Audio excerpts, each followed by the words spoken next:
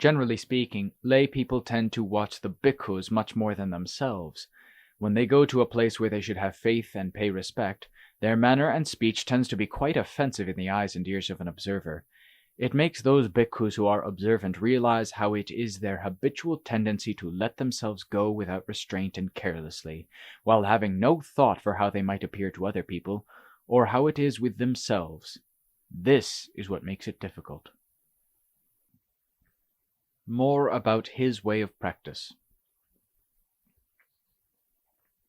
When Venerable Ajaan Khao was living in the forests and hills, and he became unwell, he was never much concerned about finding medicaments to cure himself. He tended to rely upon the Dhamma remedy much more than any other way, for it was effective both in the body and the citta at the same time. He could grasp the problem and fix his attention on it and reflect upon it for a long time, much longer than usual. He managed to overcome fevers many times by this method of medication, until he became quite confident of this process of reflective investigation whenever he felt ill. It started from the time when his citta attained samadhi, or in other words, when he had a calm and cool heart. Whenever he had any fever, he would set up a determination to fight it unwaveringly by meditating with a completely resolute heart, which is the method that brought him clearly visible results in the past.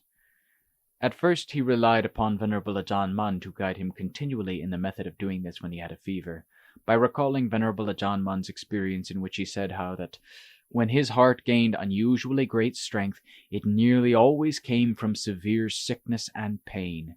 The more painful and sick he was, the more easily would mindfulness and wisdom go round and round the body, quickly going to each event and change of characteristics as it arose during the illness. There was no need for him to compel himself to look into the body, and there was no interest at all in whether he would be cured or die, for his concern was to strive to know the truth of all the painful feelings that arose and swooped down on him at that time, using the mindfulness and wisdom which he had been developing by continuous training until he had become expert at it. Sometimes Venerable Ajaan Mun would go to Venerable Ajaan Khao when he had a fever, and talk to him to make him think by asking a pointed question, saying, "Have you ever thought how in your past lives you have experienced pain and suffering much more acute than this just prior to the time you died? Even ordinary people in the world who have learned nothing of Dhamma can put up with the suffering of an ordinary fever. Some of them even retain good mindfulness and seemly behavior, better than many bhikkhus, for they do not groan and moan and restlessly move around, flinging their arms about while twisting and writhing, like some unworthy bhikkhus who, really speaking, should not be Buddhists at all, and they should not be in such a position that they taint and soil the religion of the Buddha. For even though these worthy people may be in great pain and suffering, they still have enough mindfulness to control their manners so that they are seemly and respectable, which is quite admirable. I once saw a sick layman whose children had come to ask me to visit their father, who was beyond hope of recovery. They said that their father wanted to meet me and see me and pay his last respects to me, which would give him something to keep in mind and to raise up his heart when he came to the time of his death. When I got to the house, as soon as their father saw me walking up to the place where he was lying down, he managed somehow to sit up by himself, and quickly too, his face beaming and happy. He did this despite his illness and despite the fact that normally he could not sit up without assistance. In fact, all symptoms of his fever and illness had disappeared, but there were enough indications left to show that he was in fact seriously ill. He bowed down and paid homage with cheer and joy in his heart, and his manners and general behavior were seemly and beautiful, which startled and perplexed everyone else in his home. They all wondered and talked, saying, "How did he get up by himself, when normally to move a little bit to a new position while lying prostrate we have to help him all the way with great care, for fear that otherwise he may be hurt or faint or die right then. But as soon as he saw you coming, Venerable Ajaan, he got up like a new person, no longer like one who is about to die at any time." They were amazed, for they had never seen anything like it before. They came and told me this, and that he died shortly after I left him, and that he was fully conscious right up to the last moment, and he seemed to die peacefully, as if he had got to some state of happiness. But as for yourself, your fever is not severe like that man's, so why are you so careless and inattentive that you are not examining and investigating your situation? Or is it your laziness that is weighing your heart down and so making your body weak and flabby? If many Gammatana bhikkhus went like this, people would criticize the way of Buddhism and the way of Gammatana would fall apart. None of them would be able to put up with difficulties because they would all be weak and flabby. Their Gammatana would also be weak and flabby, just waiting on the block for the kilesas to come and chop them up and make salad of them. The Lord Buddha did not give the teaching of mindfulness and wisdom for lazy, weak, and flabby people who merely look at their sickness without thinking, searching, and investigating in terms of Dhamma in the way that has been taught to us. For whether such a weak and lazy person gets better or dies from his illness is of no consequence. In fact, it's no more worthy than the death of a rat. You must not bring the beliefs and knowledge of a pig into the sasana and the circle of Gammatana bhikkhus, for a pig just waits for the chopping block quite unconcerned. It makes me feel ashamed in the face of those lay people who are more worthy than such bhikkhus, and ashamed in the face of the rats who die peacefully and better than such bhikkhus who have a fever and become weak and lazy, and die without any mindfulness and wisdom to look after themselves. You should try doing some investigation to see whether the Dhamma truth, Satya Dhamma, such as the truth of dukkha, which the wise say are Dhamma of the highest truth, are in fact true, and how true, and where the truth in them is to be found. Or does the truth dwell in carelessness, weakness, and laziness which you are promoting at present? For this is just promoting the cause of dukkha, samudaya, so that it accumulates in the citta, making it stupid, and preventing you from rising out of it. It is not the way of the path, magga, which leads one to nothing but freedom from dukkha. I am prepared to claim that I have gained strength of heart when I have been very sick by examining the dukkha that arose within me, until I saw the place where it arose and established itself, and also its dying away and ceasing by means of true mindfulness and wisdom quite clearly. The citta that knows the truth of dukkha and becomes calm and peaceful does not go about looking for something to change its state, but instead remains firmly within the truth, and is one and single.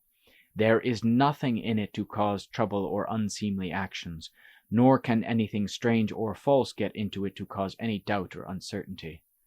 Then painful feelings cease completely, or else, even if they don't, they are still quite unable to overcome the citta. Each of them would then be true, each in its own sphere. This is when the Dhamma truths are the highest truths, and this is how they are true. In other words, you live with that citta which has mindfulness and wisdom everywhere about oneself, due to having done the practice of investigation, not due to laziness and weakness, nor due to sitting or lying down on top of mindfulness and wisdom, the tools which are capable of curing the kilesas. Here is a simile to help you understand. If you take a stone and throw it at someone's head, it can cause injury and maybe kill him. But you can also make valuable use of that stone for sharpening knives or other purposes. Accordingly, someone who uses it to damage or kill himself is a fool, whereas one who uses it for a good purpose to help himself in desirable ways is clever. Mindfulness and wisdom are like this, where they can be used wrongly to think and work out ways of doing things that are morally not right, such as being clever in the wrong way in one's work and business, clever in robbery and banditry, being slick and quicker than a monkey so that others cannot follow what one is up to, which usually turns to evil because of using mindfulness and wisdom in wrong ways.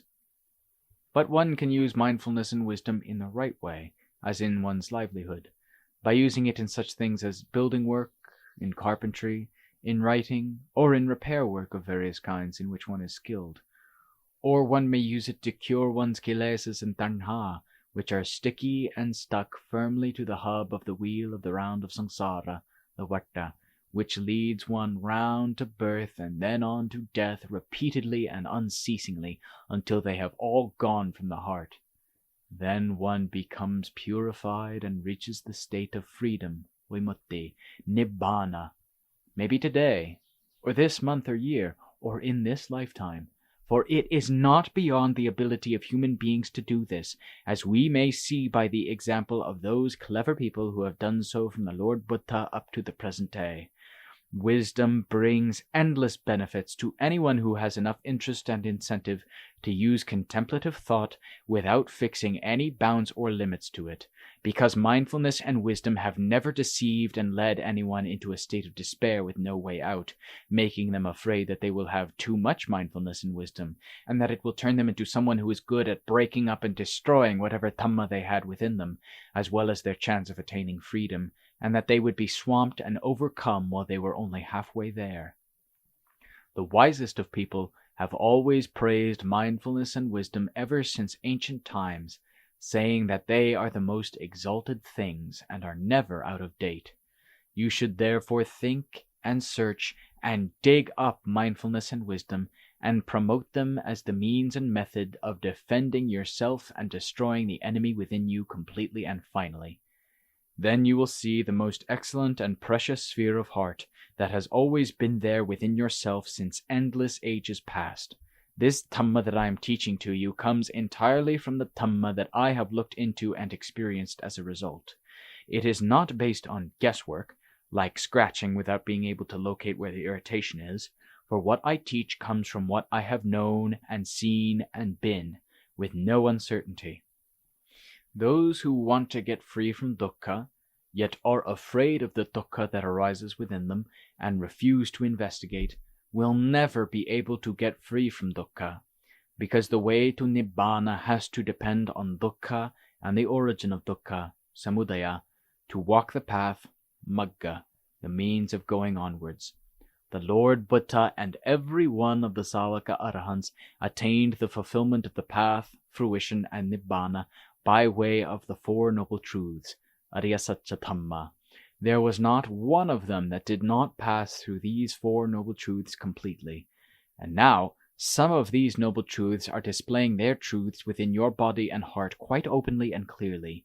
You must investigate those truths, using mindfulness and wisdom to get to know them clearly and genuinely. You must not sit or lie down merely gazing at them, or you will become an invalid in the field of the Dhamma truths which have always been true since the beginning of the world.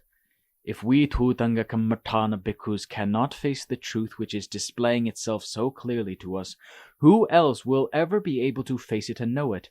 Because those in Kammatthana circles are closer and more intimate with the Dhamma truths than those in other circles elsewhere, and they should be able to know and realize them first before all others. In other circles elsewhere outside of Kammatthana, even though they will also have the Dhamma truths as an inherent part of the body and mind, yet they differ in that they avoid doing any investigation which would lead them to understanding them in a different way. This is due to their disposition and opportunity, which influences them variously in different ways. But the Thutanga Kammatthana bhikkhu is in a special situation, in that everything is complete for him to progress and to walk towards the truth, which is apparent within him all the time. If you have the blood of a warrior who is worthy of the name given by the great teacher, which is the true Sakya Buddha Buddha Janorasa, son of the Sakya, the victorious Buddha, you must try to investigate so as to realize the truth clearly. This truth of painful feeling is announcing its presence within you in a clear and unmistakable manner in your body and mind right now. Don't let the painful feeling and this opportunity pass by uselessly, but instead, I want you to take out the truth from that painful feeling and bring it up to mindfulness and wisdom. Then mark it well, define it, and let it be known, and bury it in the heart firmly and indelibly.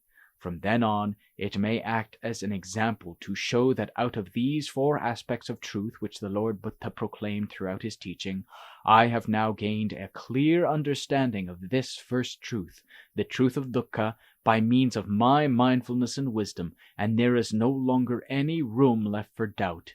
But rather, I will endeavor to promote and to make that truth develop steadily and increasingly, until every bit of doubt has disappeared. If you strive to do what I have just taught you, Even if that fever that you have becomes increasingly strong in your body, it will be as though you yourself are perfectly well and fit. In other words, your heart is not disturbed, apprehensive, and shivering, nor caught up following the characteristics of pleasure and pain which arise in such circumstances. But you will have a steady sense of pride and satisfaction, which will come from what you have known and seen in a calm, steady manner. You will not display any outward behavior, restlessly moving and changing about as the fever gets worse or better. This is what is meant by learning Dhamma for the truth, and the wisest people have all learnt it in this way. They do not wishfully imagine other types of feelings as they would like it to be, thinking how they would like this or that kind of feeling according to their desires, all of which just accumulates the cause of dukkha, so that it increases and grows much stronger, instead of going the way one should want it to go. You must take this to heart and remember it well, and go on investigating to find the meaning of Dhamma, which is the truth that is within yourself. This is the basic ground which each should be able to know by himself, for I am just the one who teaches the way to do it. But as to whether the pupils are fearless and valiant or weak and flabby depends entirely on those who do the investigation, and no one else has any say in this at all.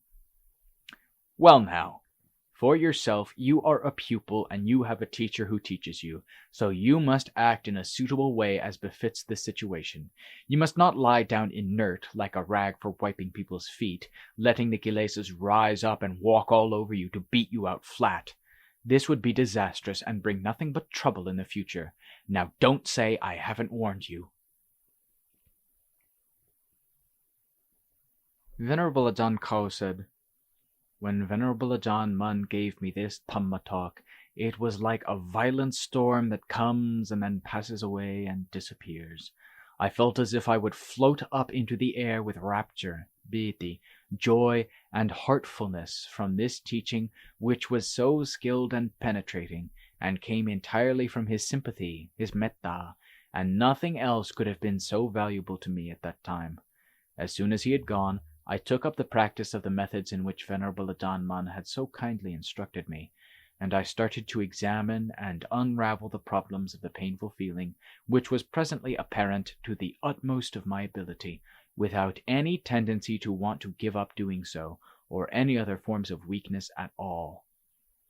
While I was doing this investigation of painful feeling after Venerable Ajaan had gone, it was as if he was still there sitting with me, waiting to see and waiting to show me how to do it and to help me the whole time. But more than that, it gave me strength of heart to increase my fight with painful feeling. While doing the investigation, I tried to separate dukkha out from the khanthas. In other words, the body and all its parts I put into one heap, kantha. Memory, sanya, which stands by to define or determine, thereby deceiving us, I divided into a second heap. Sankhara, which is thinking and imagining, I put into a third heap, and the citta I put separately into a special category. Then I investigated, I compared, I looked for causes and results from the start to the end of the dukkha, which was making itself apparent in my body, milling around in confusion. But I did not think about whether the dukkha would die away and I would survive, or whether it would get worse and I would die. For what I was absolutely determined to get to know for my purpose at that time was the truth of all these things. In particular, I most wanted to find out what in fact the truth of dukkha, dukkha satcha, was. Why should it have such power as to be able to shake up and disturb the hearts of all beings throughout the world without exception? This is the case both when dukkha arises in normal circumstances due to all sorts of different causes, and also when they reach the end of their lives, and they are just about to leave this life and go to a new state.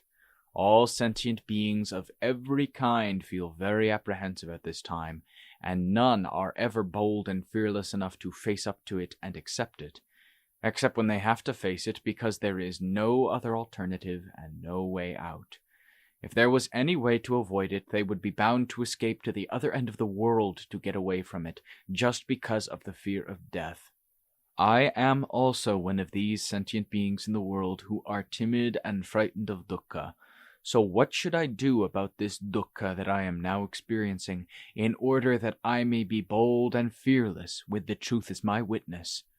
Well, I must contend with dukkha by using mindfulness and wisdom, following the teaching and method of the great teacher and my own teacher as well. A short while ago, Venerable Ajaan Mun had the metta to teach me in a way that went to my heart and left me no room for doubt. For he taught me that I should fight using mindfulness and wisdom by separating and analyzing these heaps, khanthas, and examining them to see quite clearly. Right now, what kantha is this painful feeling, dukkha vedana? Is it form, rupa, or memory, sanya, or thought and imagination, sankhara, or is it consciousness, vijnana? And can it be the chitta? If it cannot be, then why do I make out that the painful feeling is me, that I am painful, that it is truly me? Am I really this painful feeling, or what else am I? I must find out the truth of this today. So if the painful feeling does not stop, and I have not come to know this painful feeling quite clearly with true mindfulness and wisdom, I shall go on sitting here in meditation until I die if necessary. But I will definitely not get up from this place just to let the painful feeling laugh and mock and ridicule me. From then on, mindfulness and wisdom went about chopping up and analyzing in what became a life or death struggle. And this battle between the chitta and painful feeling went on for 5 hours. After this, I knew the truth of the khanthas, and I was able to know each one on its own. But in particular, I knew the feeling group, Vedana Kantha, most clearly by means of wisdom. The painful feeling then died away immediately, once the investigation had gone round everywhere about himself completely and thoroughly. He said from that time on, an unshakable faith in the validity of the noble truths arose in him, based upon the truth of dukkha. From then on, I knew the truth of it without any doubt or uncertainty. He then said, from that time on, whenever I got a fever or any other sickness, my heart had a way to contend with it and to get on top of it by the way of mindfulness and wisdom, not falling into a weak and flabby state of illness. For generally, my heart gains strength in times of pain and sickness, because these are times of serious concern, and may be truly a matter of life and death as well. The Dhamma which I used to believe in as if it were a plaything without realizing it, which is the usual characteristic of an ordinary person, Paṭipadā, at normal times when he is not in any special difficulties, then displayed the truth for me to see clearly at that time while investigating the painful feeling all round. The pain then ceased, and the heart became concentrated, and went down and reached the base of samadhi. All doubts and problems with regard to the body and mind then ceased, while they were at rest, until the chitta arose up out of it, which took several hours. Whatever else needed to be investigated would be dealt with in the future with ruthless regard for the truth which had already been seen.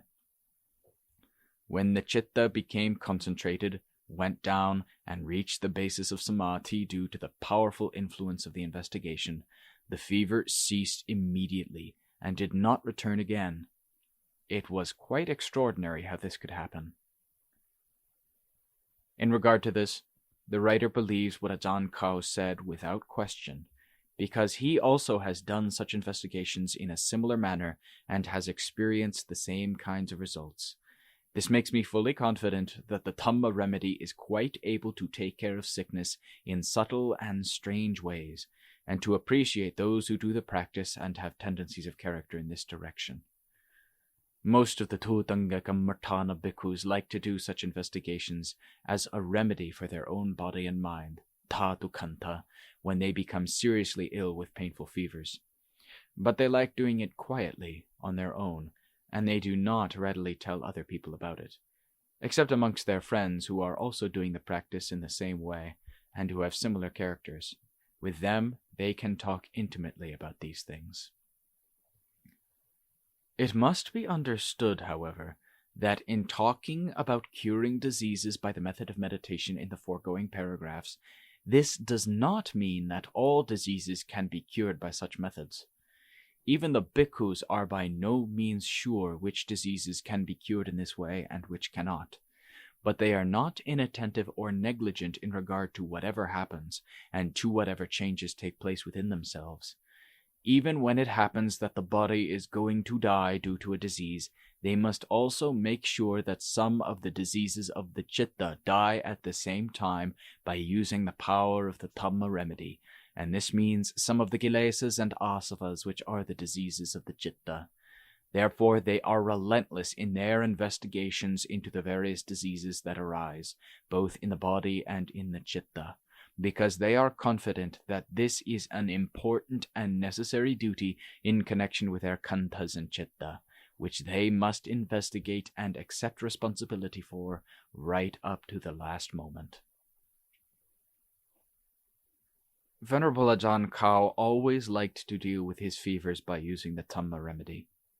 At one time he was staying in a hilly part of Sakon Nakhon province, which at that time was infested with malaria. One day after he had finished eating his food, he immediately began to feel feverish and shivery. He wrapped himself in several blankets to keep warm, to no avail. He looked about for a warm place, but it was useless, so he gave up trying to get warm by external means. Then he decided to overcome the external feelings of cold internally by the way of Dhamma, which he had already used with success in the past. He told the other bhikkhus who were with him to go away and leave him alone, and to wait until they saw that he had opened the door of his little hut before coming to see him again. After all the bhikkhus had gone, he began to get down to the practice of investigation of painful feelings in the way that he had done it before. It seems that he started about 9 o'clock in the morning, and went on until 3 o'clock in the afternoon, when he succeeded. The fever died away, and he was cured right there, and then the citta became concentrated, and went down and reached its natural level, where it rested for about 2 hours. Finally, at about 6 o'clock in the evening, he left the place where he had been practicing samadhi meditation, with a buoyancy of body and heart, without anything left to cause him trouble. The fever had completely gone, and his citta had become bright and skilled with wisdom, exalted and famous within himself, and he has lived with the Vihara Dhamma since then, right up to the present.